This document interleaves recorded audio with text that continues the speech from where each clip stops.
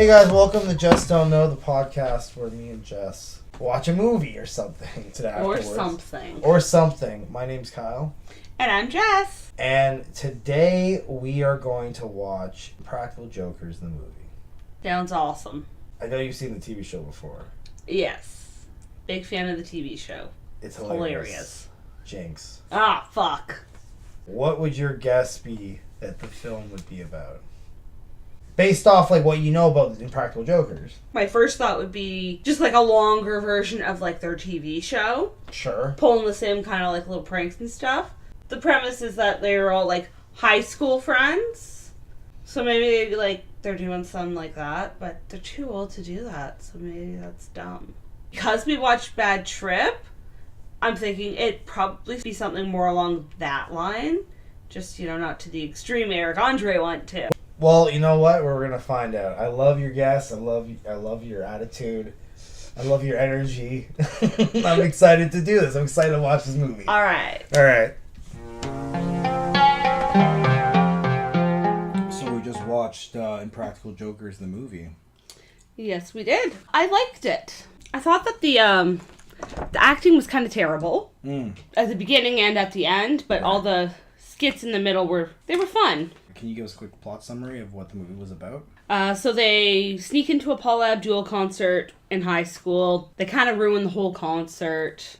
They run into her years later as adults. She gives them tickets to one of her new concerts, and they decide to go to try and make amends for the one they messed up. That didn't make sense to me. Yeah. I was like, okay, whatever. But she only gave them 3 tickets. So on the road trip down to Florida, they decided to do the, what's it called? Like hidden camera gag thing? The Impractical Jokers. Yeah, the Impractical Jokers thing. And whoever the big loser was from that doesn't get to go to the concert. Yes. All right, so right off the bat, they're all equal. You know what I'm saying? They're all the Impractical Jokers. Why was Q the narrator? That one I'm not 100% sure on. At the concert, I feel like we see the birth of Larry. Yes. Because how they decided to break into this Paula Abdul concert is they got like security badges and security coats and they kind of snuck in. And on the walkie-talkie, they were like, everything's fine here? And then the guy on the other end's like, what? Where's Larry? Yeah, you like how the bouncer or whatever you want to call him, the doorman's like, I'll allow it.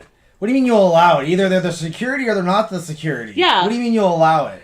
Like, does he know that they're trying to sneak in and he's just like, I don't give a shit? It would have worked better if, like, when they were in, like, high school and they were mucking around at the Paula Abdul concert, if somebody saw them doing it and was like, you guys are genius. I work for TBS and I want to make a show for you guys. Or something, you know what I'm saying? Yeah, I get that. I don't get how them being assholes at a Paula Abdul concert was their origin story. How was that the Impractical Joker's origin story? See, what I think it was when they asked Murr to go get her number, and he did it, and he was actually getting it. I think that's more so where they got the idea, because they were like, wow, this idiot actually did it. So they're like, we should get each other to do stuff? That's what you're saying? Yeah, they were probably like, this would be funny. Let's get each other to do stupid things and embarrass one another. So they had, Paula Abdul was excited to be a part of it. Mm-hmm. She's kind of like the antagonist of the film. Sort of, yeah. When she bumps into the boys in the Red Lobster, like 10 years or 40 years later or however long ago. We'll say like 20 years. We'll say 20 years. She's a huge fan of the Impractical Jokers, so she gives them 3 tickets. And that's what like starts them off. And by the end of the film, she remembers them as the assholes who ruined her concert, so she like attacks them, right? Yes. Joey Fatone's in it. The 3rd most popular fucking NSYNC member. Yeah. Will Ferrell's in it, but he has no lines. He's just literally eating a sandwich in the background. The film was produced by Funny or Die, the website created by Will Ferrell. And there's a scene where Murr is just walking down the street sad, and there's these ladies talking. I think they're like, oh, it's Murr from Practical Jokers. And Will Ferrell's like in the far, far back. Like, if you blink, you'll miss it. And he's just eating like a taco or some shit real slow and like mundanely. And that's it. Like, he doesn't look to the camera. He doesn't do anything funny. No. And I think that was like the funniest part. Yeah, that was hilarious. Because like I'm sitting there and I'm waiting for Will Ferrell to like get up and do something, but yeah, he just sat there. Which is, in my opinion, is like, it's just, Will Ferrell's a fan of them. He's like, I just want to be in the movie. Let me be in this thing. They spend like a good 10 minutes of the film setting up the plot, and you can tell what's acting and what's like real because the Jokers aren't the greatest actors. Joe is smiling the entire time, which makes me want to go back and watch. Is he always smiling? Is he like playing a deranged character because he's like an impractical Joker? Maybe. Like, when we go back and watch the show, tell me if you ever notice him frown or anything. So I'm starting to wonder, like, was that like an acting tick? Or is Joe just always smiling in the show? I really think he's always smiling. Mm-hmm. And he's always, like, got the crazy eyes on. I remember at the end where Q is narrating, he goes... And it's during the climax of the film where, like, they're trying to get out of the Paula Abdul concert in one piece. And Q's like, this would be a good place to end the story. And it's like, no, it's not. No. This is the worst place to end the story. What are you talking about? The fuck is going on, Q? Don't read my notes. Those are personal and private. And all over the place. So. I'm confused. This is just all work and no play makes Jessica a dull girl over and over again. Okay. Also, you see how it says red rum? Okay, let me see. So, red rum, the R's backwards. And then... Go stand in the mirror. Oh, murder! Shit! Where did you get a typewriter from? I didn't know we owned a typewriter. I guess that's one movie you don't have to do, The Shining. Well, one note that I feel like we haven't brought up is they kept mentioning season 5, how season 5 was like terrible and we don't talk about it. Mm-hmm. Now, did you end up Googling what happened in season 5? I did Google. I Googled what was wrong with season 5, and there's nothing wrong with season 5. It was just a joke. Okay. But it doesn't mean anything. That, and then they brought it up again later. Okay. Oh, Dino. Hey, Dino, how's it going? Oh, man, pretty good. How are you? Pretty good. We're just doing an episode of Just Don't Know, Impractical Jokers, the movie. Nice. And you and I watched it recently, so I was wondering if there was anything you thought was worth mentioning. Have you talked about the Joe Cave Dweller part yet? No, we haven't. Though we should have. That was hilarious. That we mentioned it actually for the podcast. That was by far our favorite scenes. That was amazing. Yeah. Sal getting locked in a room. With the tiger? I was expecting him to piss himself at any second. That was a wild scene because even if it was tamed, it's still a tiger. It could go crazy at any moment. Is there anything that you noticed about the movie that was different about the show that they probably should have changed about the movie, making it more similar to the show? Yeah, well, they didn't really do the show's format. The pranks were sort of, if you want to call them that, were sort of like a side thing for the movie. The movie was mostly about the plot, but they're not really good actors. You know what I mean? Yeah, we definitely we definitely brought that up earlier for sure. Did you notice that Joe was smiling throughout the whole fucking movie? Yeah, like I didn't know if they wanted me to take, like, were they playing characters or were they playing themselves or both? I didn't really get it. Yeah, once it went from being scripted to like live action, if you will, their whole personas changed. Yeah, they're definitely not actors. They're definitely not actors. Oh, remember we fucking called the boat. Remember that? Oh, that was hilarious. So we were sitting there and watching the show, and the boat popped up with a number. So I thought I would pause the movie and tell Kyle, because I didn't want to do it. So I told Kyle, hey man, you should call this number, see if they'll answer, like see if it's a legit number or whatever. So the number on the side of the boat that the Impractical Jokers were riding for one of the pranks. Yeah. And Kyle called the number, and someone actually picks up. And, we were just wondering, was your boat used on Impractical Jokers? The lady on the other side said, yeah. And then Kyle was like, okay, cool, thanks, and hung up. That was it. That was the end of it. Was it North Dakota? Where was it? It was North something, right? I think so. I completely forgot, to be honest. I'm pretty sure the boat was, I think the company was called the Twisted Sisters. She had like a southern accent, so I don't, like a, not southern, like a country accent, so I don't know. You're right, Tino. You and I are we're like Impractical Jokers ourselves. That's a good comparison. I like that. Which one would you be? Well, you're Sal, right? Why am I Sal? Why'd you give me the word? Okay, fine. I'm more like you. Yeah, okay. You be Q, I'll be Murr, I guess. Or no, I'm Joe, because I do anything, I feel like I would, I think you'd be Joe. Okay. Who's Jess? Jess is Sal. Yeah, that's what I was thinking. Jess is Sal. Yeah, okay. Thanks for having me on your podcast. Of course, bro. We always love... Anytime you want to come on, just let us know. We'll talk to you later, okay? Okay, cool. All right, see you later, Dino. See you, man. Have fun. Thank you. I don't have to ask this because I think it's kind of unanimous. Your favorite scene? Definitely Joe in the cave. The show's format is so clear, and the movie's format is so confusing because, like, was that Joe's punishment? Was, like, if he didn't do that, would he get a thumbs down?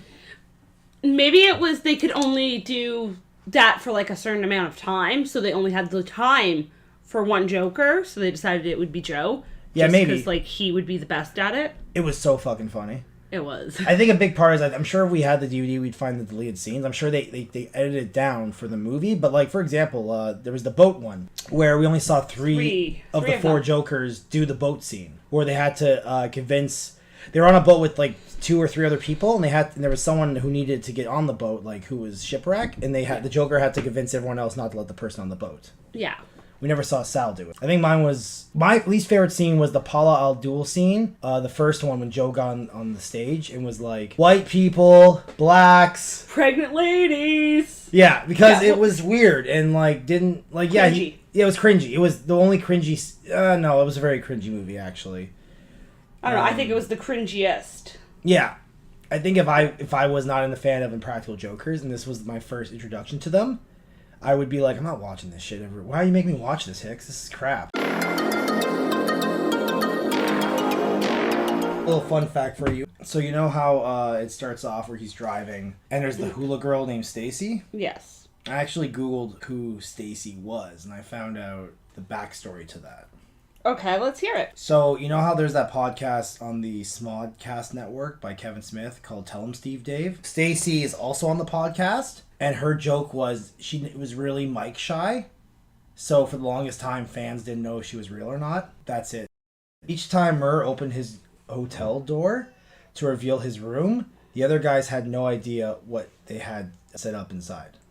Oh, okay. So, like, that was their genuine reactions to Murr's door being open. They're like, what the fuck? Yeah. Do you have a list of everything? Because I feel like there was 4 things that happened, but we only saw 2. No, we saw 3. We only saw 3 because there's each 3 Joker. Jokers. Yeah. Okay. Yeah. So they're obviously in a car for the road trip. They're trying to get across country to see Paula Abdul. What did the license plate say? Oh, God, I don't remember now. LRY. Oh, yeah, the license plate said Larry. Yeah. Larry! The digital copy was released on, can you guess what day they would release it? April 1st? April 1st, 2020. Ooh! So you know I told you earlier that Brian Quinn, like the Tell 'em Steve Dave podcast? Yeah, you were telling me about that. So a longtime friend of Q shot scenes for the film. These scenes are ultimately cut. Oh, I wonder why. Probably for time Maybe. measurements. It's not called the Impractical Brian movie, so... And then finally, when Q rides into the parking lot on horseback, Sel yells, "Welcome to the party, pal." This is a famous line from Die Hard. Okay, Yeah. I've never seen Die Hard, so I didn't get that. What was your least favorite scene? That's really hard to say. Probably the Paula Abdul scenes, because, like, I don't know. I didn't like them. I didn't like the acting. I didn't see a point to having it. I feel a lot of scenes existed, so they could exist. Like Sal talking to his dad. That wasn't funny, but Sal wanted his dad to be in the movie. And his mom was in the movie later on, too. Yeah. At least that was funny, though. What would the sequel to The Impractical Jokers, the movie, be? I feel like the obvious thing is, like, if it's... They toured across America, right? Yeah. So the sequel should be they tour across the world. Okay. World tour. Yeah, they could do Practical that. Jokers world tour. They could definitely do that. And then you have, when they're in France, you have, like, Will Ferrell eating, like, a baguette in the background. Yes. Yeah. And it'd be fun to see, because, like, yeah, they're big over here in North America, but, like, how would Europeans react to them? It's Stein seasons. They're almost at a point where they'd have to go across the world so they won't get recognized. Yeah, they have to go to another country or something. I wouldn't be surprised if half the time they fucking, like, do something on the show, it gets ruined because everyone recognizes it. Dino, who was just on the podcast, he actually told me there's a Lebanese in Practical Jokers. A what? Lebanese in Practical Jokers. Oh, like a Lebanese version of it. Yeah, and I think they have a UK one maybe with, like, a girl's in it. Like, she's one of the 4 Jokers. Okay. Almost everything we watch, I always come up with a fan theory. Of course. I can't help it. So here's the fan theory. So you know Paula Abdul is a huge fan of the Impractical Jokers? Mm-hmm. So much so that she gave them 3 backstage passes. And then at the end of the film, she gives them 3... Plane tickets? So, who do you think she was intentionally excluding? I don't think that's what's happening. I think she never forgot them. She knew who they were. She was just fucking with them the whole time? That's what it was. She's like, there's those fucking... She probably, like, saw the show one day and was like, are those the 4 assholes who, like, jumped on my stage back in ruined 94? my concert? Yeah, she saw them at the Red Lobster and she's like, here's my chance to fuck them up. Here's 3 tickets, boys. Like, have fun. See, I don't even know if I can properly review this movie because I love the Impractical. We watch it every fucking day in this house. Yeah. On a crazy loop. We memorize scenes. So, like, we're not the right people to give an unbiased review of this movie. Not in the slightest. That being said, I have an unbiased review of this movie. You ready? Okay. Here's my review. It was good enough, but wasted potential. They should have had more stuff like the tiger and the airplane stuff. Where this is like the unhinged, uncensored Impractical Jokers. Yeah. Like the shit you can't see on TV. That's how I feel like it should have been done. There should have been more celebrities in it. There was only like a handful of celebrities. But I love the Jokers, so I'm sure I'll watch it again. 7 out of 10. I totally agree with you. They could have got more celebrities on. Maybe had a celebrity in on it. I mean, the Jaden Smith one was hilarious. Yeah, so I guess that's it for the Impractical Joker, the movie. One more thing that Jess do know. Did you ever watch this movie again, Jess? Yeah. Yeah. Because we watch YouTube clips of Impractical Jokers all day long and they slip in. Yeah, and I don't know, it was fun to watch. Alright guys, I'll see you next time. Thanks for listening, and don't forget to hit like and subscribe. Peace out!